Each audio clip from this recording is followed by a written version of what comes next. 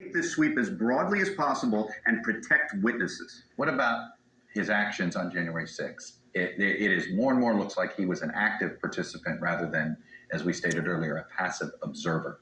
Is there a there?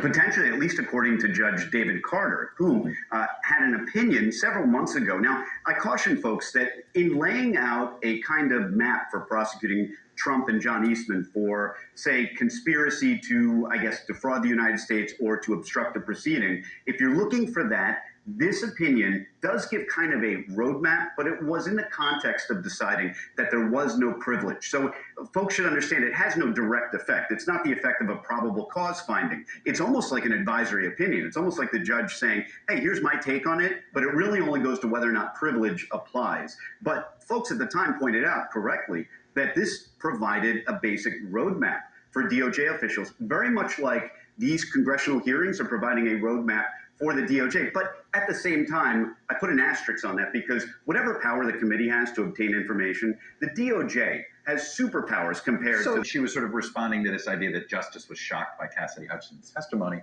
and she just said, you got basically more powerful subpoenas than Congress does. What are you guys doing? What does it tell you that a witness surprised them? Does it tell you that their investigation is not as thorough yet? It tells me, if that's true, that Hutchinson must have flown under their radar, and by they I mean the DOJ, much more than a congressional committee. By the way, Chuck, in the last few years, we've all seen what happens if a witness really doesn't want to comply with a congressional subpoena. Forget it, I'm not showing up. And it's up to Congress to try and go through its, well, let's say, questionable abilities to enforce those subpoenas. Meanwhile, the DOJ, when it wants a subpoena enforced, it enforces the subpoena. They also can go to a judge and get a search warrant, which is even more powerful, where they do the searching themselves.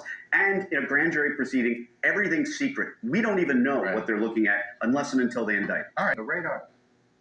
What part of this are they? It does seem as if they've got a lot of effort on the people who went after the Capitol. They got a lot of effort on some of the far-right violent groups. They're doing something on the elector front. We saw all that action.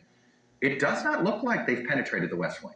That's essentially what they're admitting here, if they're shocked by Cassidy, that they have not yet touched the president. You think that's a Garland decision?